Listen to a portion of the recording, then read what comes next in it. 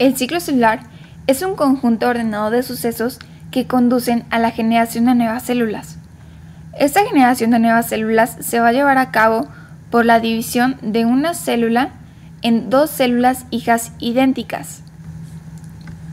La interfase va a abarcar el 90% del tiempo del ciclo celular, mientras que la mitosis solo va a abarcar el 10% restante.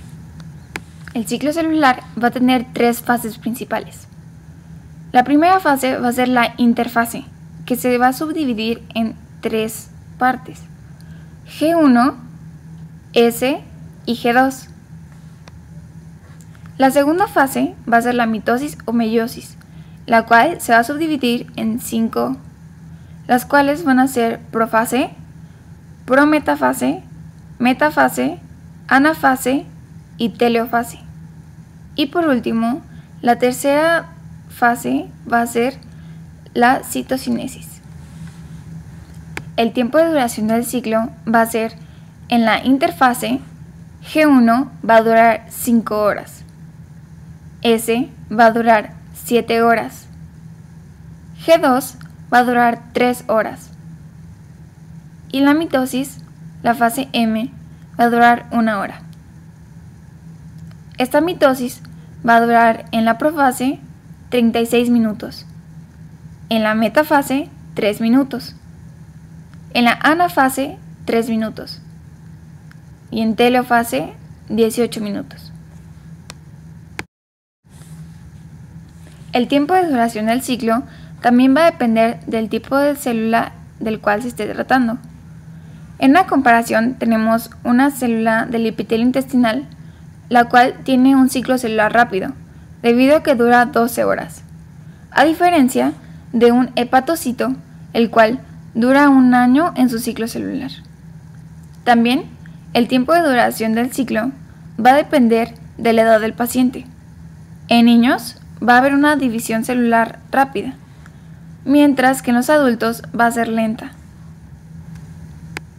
En la interfase, durante G0 va a ser una fase de reposo en la cual no va a haber síntesis de ADN, por lo cual se dice que esta célula está aquiescente.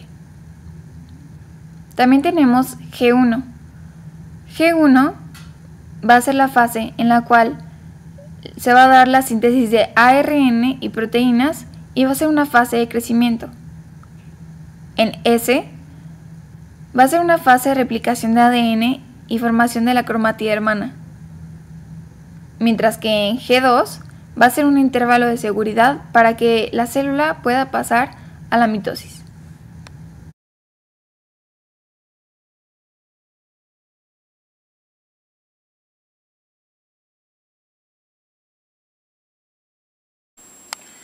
Ahora bien, la segunda de las 5 fases de la mitosis es la prometafase. La prometafase se caracteriza principalmente porque desaparece la membrana nuclear. Ahora bien, el huso mitótico está completamente formado. Sin embargo, hay 3 tipos de microtúbulos que son los encargados de formar este huso mitótico. Tenemos los microtúbulos astrales, que son aquellos que van a ayudar a formar el huso mitótico que se encuentra directamente adherido a los centriolos en la parte de los opuestos de la célula, en los polos. Ahora bien, tenemos otro tipo de microtúbulos, que son los microtúbulos del cinetócoro, que son los que estamos viendo que se adhieren a los centrómeros de los cromosomas, y vamos a llamarles cinetócoros a esas regiones de unión que están formados principalmente por proteínas. Cabe mencionar que en estos microtúbulos de los cinetócoros también se encuentran proteínas de movimiento o motoras, como son las dineínas y las cinesinas, que tienen un papel importante en la formación del huso. Por último, tenemos otro tipo de microtúbulos que son los interpolares, que viajan de polo a polo de la célula sin tocar los cromosomas, como estos que estamos viendo aquí. y pondré uno más de este lado. Ahora bien, la tercera etapa de la mitosis es llamada metafase. En la metafase, los cromosomas se alinean específicamente y exactamente al centro de la célula entre los dos polos opuestos. Cabe mencionar que esta etapa es muy importante para varios de los procesos genéticos de investigación. Existen algunos medicamentos que son inhibidores de microtúbulos cuya función radica en detener el ciclo celular en esta fase. Con propósitos de investigación, claro está. Como podemos ver, los cromosomas han quedado alineados en el ecuador de la célula. A esto lo llamamos placa ecuatorial. Ahora bien, nos encontramos en la cuarta fase de la mitosis, la anafase. En la anafase, los cromosomas se van a dividir en su centrómero. ¿Para qué? Para que el material genético pueda distribuirse en partes iguales en las futuras dos células hijas. Esta acción la van a llevar a cabo principalmente las proteínas motoras que se encuentran en el uso mitótico, en los tipos de microtúbulos. Estos cromosomas van a empezar cada uno a llegar a los polos opuestos, se van a separar. Esta es la anafase A, la primera parte de la anafase. La anafase B está llevada a cabo principalmente por los otros dos tipos de microtúbulos que ya los había mencionado. Los microtúbulos astrales principalmente van a tener fuerzas de tracción que van a ayudar a mover estos cromosomas separados en estas dos partes iguales.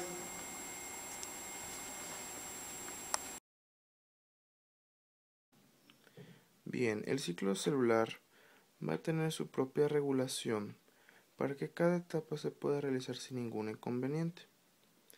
Va a ser un conjunto de procesos los cuales van a ocurrir durante este ciclo y van a llevar un orden y una supervisión estricta.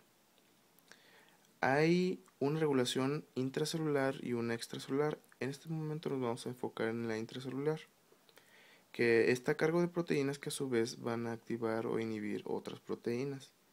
Las principales proteínas efectoras de esta regulación son las proteínas que permiten el progreso del ciclo, como pueden ser las CDK ciclinas o sinasas dependientes de ciclinas, que por el momento nos vamos a enfocar en esto. Aquí se puede ver en la parte roja la CDK y la parte verde la ciclina.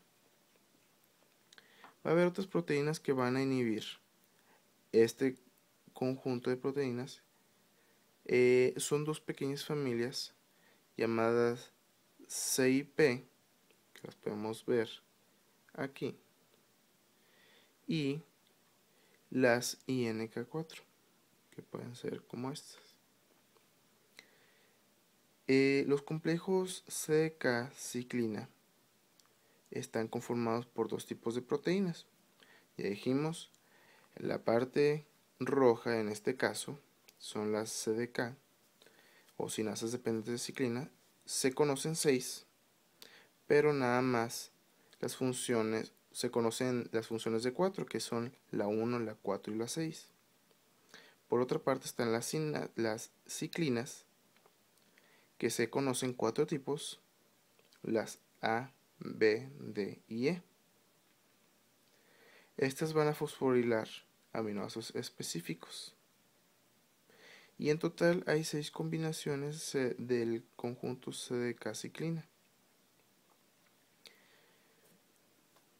Cada conjunto está presente en cierta etapa del ciclo celular.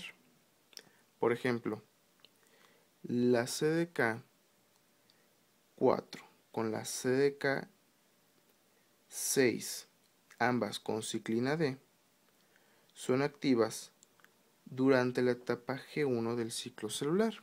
Aquí lo vemos, etapa G1, ¿sí? Aquí están las dos ciclinas. La CDK2 con la ciclina E está activa durante la transición de la fase G1 a la fase S, es decir, en esta parte, ¿sí? La CDK2 con ciclina A actúa durante la fase S. La CDK1 con la ciclina A permite la transición de la fase G2 a la fase M. La CDK1 con ciclina B actúa durante la mitosis.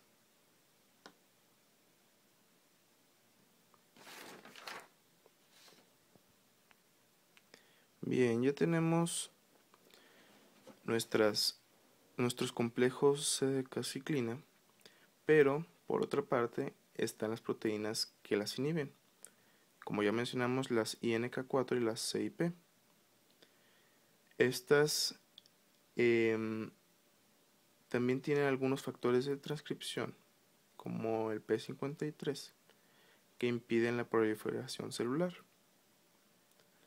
Las proteínas inhibidores de cinasa 4, o mejor conocidas como las INK4, se unen para inhibir solo a los complejos CDK4 ciclina D y CDK6 ciclina D.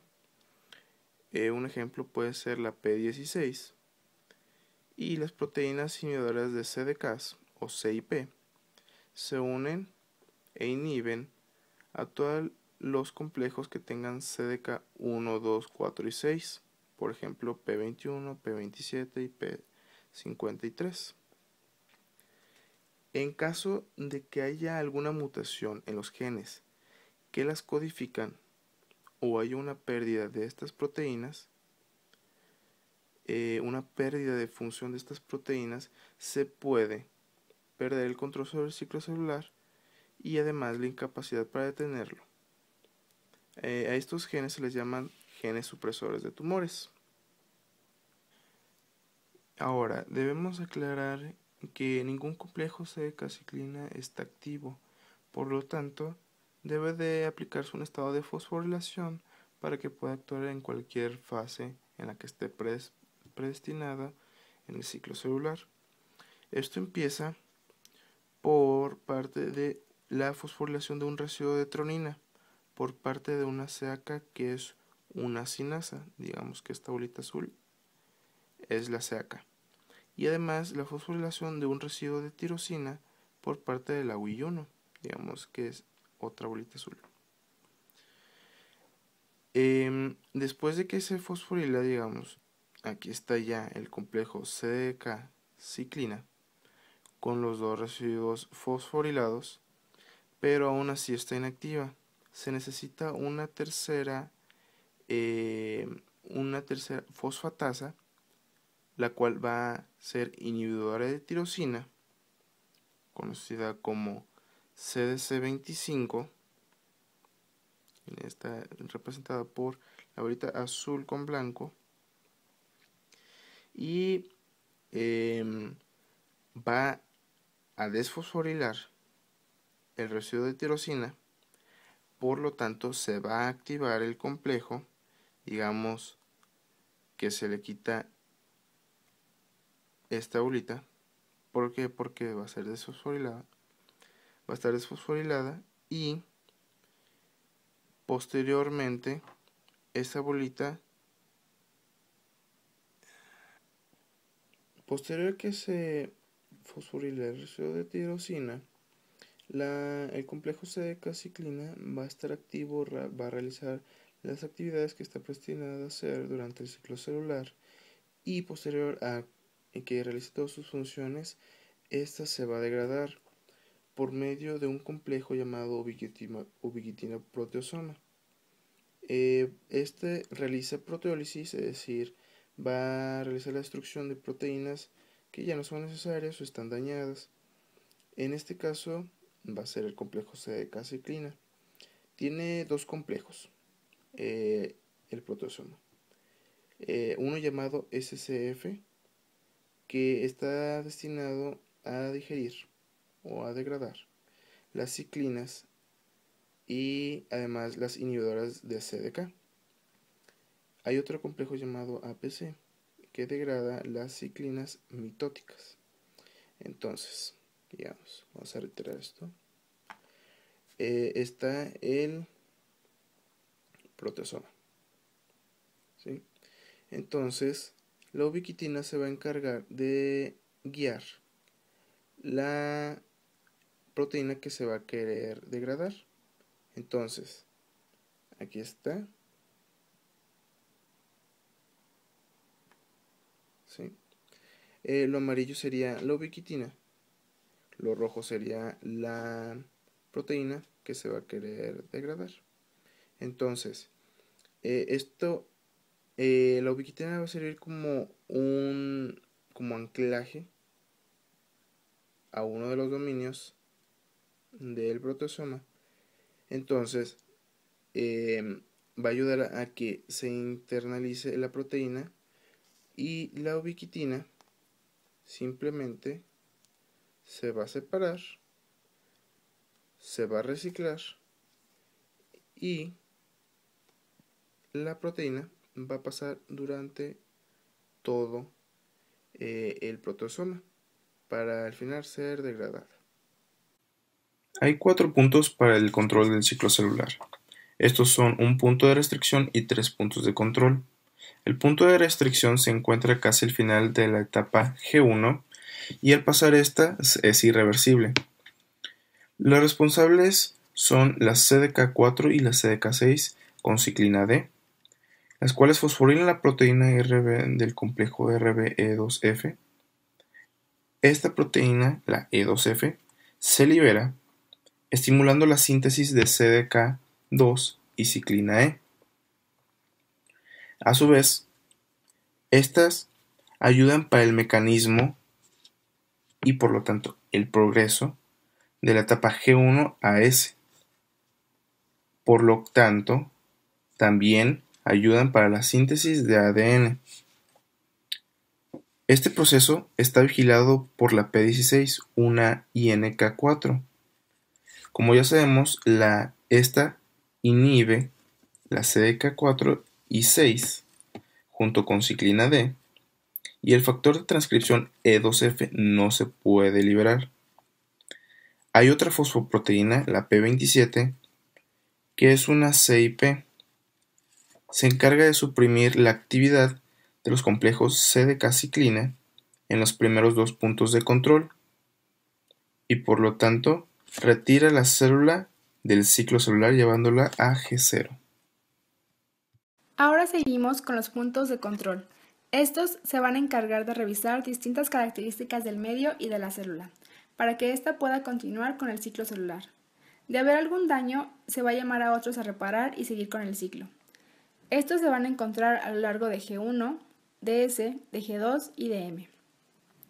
El primer punto de control se va a encontrar después del punto de restricción, aún en G1. Este se va a encargar de revisar las condiciones del medio, especialmente de factores externos, va a estimular la síntesis de CDKs y ciclinas, se va a encargar de revisar que la célula haya crecido lo suficiente y que el material genético esté intacto. El proceso va a empezar cuando hay una lesión en el DNA, el cual va a activar a P53. Este es el principal supresor de tumores y se encuentra unido a MDM2, que es un marcador para la degradación de P53. La cantidad de P53 va a estimular la síntesis de P21. Esta se va a unir a CDK2 y a la ciclina E, lo que va a inhibir al complejo. Esto va a inhibir a la proteína del retinoblastoma, lo que va a favorecer a E2F a que pueda dejar las enzimas listas para una buena síntesis del DNA en la fase S. Como se mencionó, un DNA alterado va a activar a P53 que al mismo tiempo activa a P21. Este va a activar a los CDKs que van a inhibir el ciclo celular y también activa PCNA que va a inhibir la replicación del DNA. Cuando hay una buena síntesis, P53 activa a MDM, por lo que su producto inhibe al mismo P53. En cambio, cuando no hay una buena síntesis, se va a llevar a la célula apoptosis por VAX y por IGF-BP3. Siguiendo, en la fase S no hay un punto de control tal cual, pero aún así se tiene que regular por medio de CDK2 y la ciclina A. Como es necesario para la síntesis del DNA, se va a necesitar una maquinaria, en donde va a participar el complejo de reconocimiento de origen, o ORC, que va a reconocer secuencias en el origen de replicación. Esto va a empezar en G1, cuando se forma el ORC, donde CDC6 y MCM se van a unir al complejo de replicación. CDK2 y la ciclina A van a deshacerse de la proteína del pre-RC y van a unir las enzimas de la replicación para que la maquinaria no se vuelva a armar. Seguimos con el segundo punto de control. Ese se va a encontrar al final de G2. Se va a buscar que el material genético se haya duplicado bien, que no tenga errores y que el medio extracelular sea el adecuado. Aquí van a participar CDK1 y la ciclina A y la ciclina B, que van a inducir al ensamblaje del uso mitótico, y asimismo la actividad de los dos será el factor promotor de mitosis. En este punto también va a actuar P53 detectando un DNA dañado que va a activar a P21, por lo que se puede inhibir cualquier complejo CDK1, 2, 4, 6 y las ciclinas. Después tenemos la separación de las cromatías hermanas. En este se va a usar el complejo promotor de anafase o APC, que es activado por la unión de CDC20. El APC va a marcar la degradación a la securina, que va a inactivar a la separasa, por lo que si no hay una señal adecuada, las uniones entre las cromatías hermanas no se va a romper y va a continuar junto. Por último, tenemos el tercer punto de control, que está en la fase M, entre metafase y anafase. Aquí se va a revisar que los cromosomas se hayan unido al uso mitótico, y si un cinetocoro no está unido, se manda una señal negativa. Se va a bloquear la activación de proteínas de separación de cromatías hermanas, por lo que se va a inactivar el conjunto del complejo promotor de anafase y CDC20, por lo que se va a inhibir la separación de la separasa y las cromatías van a permanecer unidas. Por otra parte, también hay un control extracelular que es mediado por mitógenos. Estos se van a unir a receptores de membrana con actividad tirosina-sinasa, en donde van a actuar con una proteína G, RAS, cambiando su modo de GDP a GTP. Esto va a desencadenar una cascada de fosforilaciones por las proteínas sinasas activadas por mitógenos. Estas van a mandar la señal a moléculas efectoras que por sus fosforilaciones van a causar la transcripción de genes tempranos, lo que a su vez van a activar a genes tardíos. Después, por la vía RAS-MAPK, las señales que van a llegar al núcleo van a activar la maquinaria del ciclo celular y finalmente la célula va a llegar a senescencia replicativa, que es cuando se detiene la proliferación. La revisión de este tema nos ayuda a analizar los procesos que lleva a cabo la célula para que se pueda dar una replicación adecuada, así como los puntos de control que garantizan la funcionalidad del material genético de cada una de las células eucariotas. Este trabajo nos puede ayudar en la práctica de nuestras carreras debido a que nos brinda información acerca de la diferencia en la proliferación celular de los diferentes tipos de células englobadas en el cuerpo humano, de modo que se puede dar un diagnóstico de la recuperación de un cierto organismo ante la destrucción de cierta cantidad de células. Esto dependiendo de demás factores como la edad del paciente, su condición nutricia, etc. También nos ayuda a identificar las posibles causas por las cuales una célula inadecuada continúa su proliferación al pasar los diferentes puntos de control que el organismo restringe contra estas, de modo que se pueda llevar a la causa y erradicarla. Algunos de los ejemplos de la proliferación inadecuada de las células con daño en el ADN son ciertos tipos de cáncer.